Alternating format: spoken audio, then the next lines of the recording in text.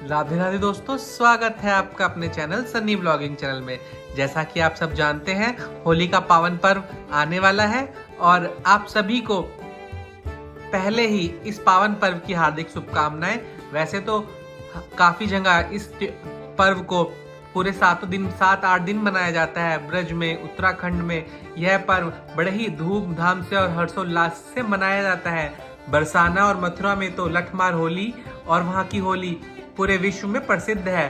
तो चलिए आज आपको सुनाता हूँ मैं होली को मनाने की कहानी। होलिका हिरण्याक्ष और हिरण्यकश्यप नामक योद्धा की बहन और प्रहलाद, अनुयात, सहात और हयात की बुआ थी। साथ ही महर्षि कश्यप और दिति की कन्या थी। इनका जन्म जनपद कासगंज के सोरो सुकर क्षेत्र नामक पवित्र स्थान पर हुआ था। उसको यह वरदान प्राप्त था कि वह आग में नहीं जलेगी। होली पुराणों के अनुसार दानवराज हिरण्याकश्यप ने जब देखा कि उसका पुत्र प्रहलाद सिवाय विष्णु भगवान के किसी अन्य को नहीं भजता तो वह क्रुद्ध हो उठा और अंततः उसने अपनी बहन होलिका को आदेश दिया कि वह प्रहलाद को गोद में लेकर अग्नि में बैठ जाए, क्योंकि होलिका को वरदान प्राप्त था कि उसे अग्नि नुकसान नहीं पहुंचा सकती।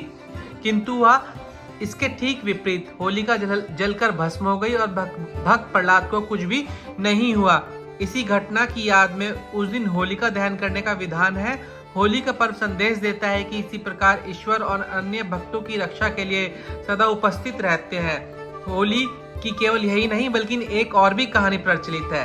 होली की एक कहानी कामदेव की भी है। पार्वती शिव से विवाह करना चाहती थी, लेकिन तपस्या में लीन शिव का ध्यान उनकी तरफ गया ही नहीं।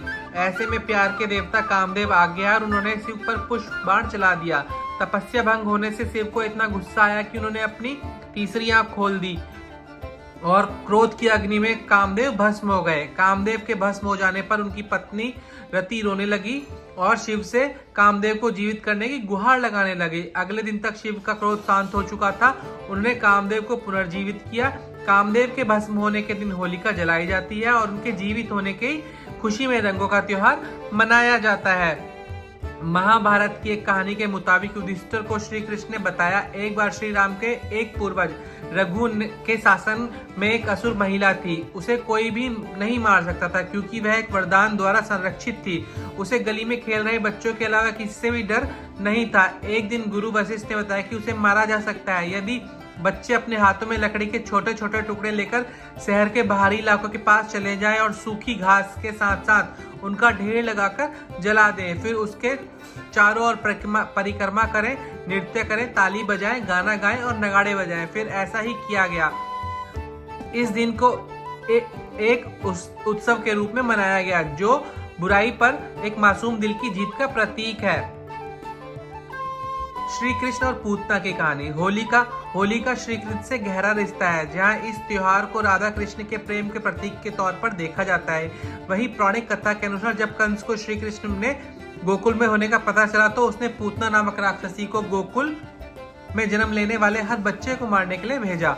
पूतना स्तनपान के बहाने शिशुओं का विषपान कराना था, लेकिन कृष्ण उसकी सच्चाई को समझ गए। उन्होंने दुखपान करते ही पूतना का वध कर दिया। कहा जाता है तभी से होली पर्व मनाने की मान्यता शुरू हुई। और कहते हैं, कहा जाता है इस दिन नई नवेली दुल्हन अपनी सास का चेहरा नहीं देखती है, क्योंकि जिस दिन होलिका भक्त प्रहलाद को लेकर जलती हुई चिता में बैठी थी उसी दिन उसकी शादी का भी योग था और उसकी बारात द्वार पर थी, लेकिन वो चिता पर भक्त प्रहलाद को लेकर बैठ गई। उस बारात के साथ उसकी सास भी वहां आई हुई थी। उसने होलिका को जलते हुए देखा तो वो बहुत ही दुखी हुई और जब होलिका जलकर भस्म हो गई तो उसकी भस्म को देखकर उसकी सास की भी मृत्यु हो गई। इस वजह से कहा जाता है कि नई नवेली दुल्हन को पहली होली अपने मायके में ही मनानी चाहिए। तो आशा करता हूँ आपको ये कथाएं बहुत अच्छी लगी होंगी। और होली पर हम क्यों मनाते हैं आपको मैंने बहुत सारी प्रचलित कथाएं बताई, सुनाई। तो आशा करता हूँ आपको ये पहले से पता होंगी, लेकिन इसमें बहुत सारी कथाएं ऐसी भी हैं जो आपको नहीं पता होंगी।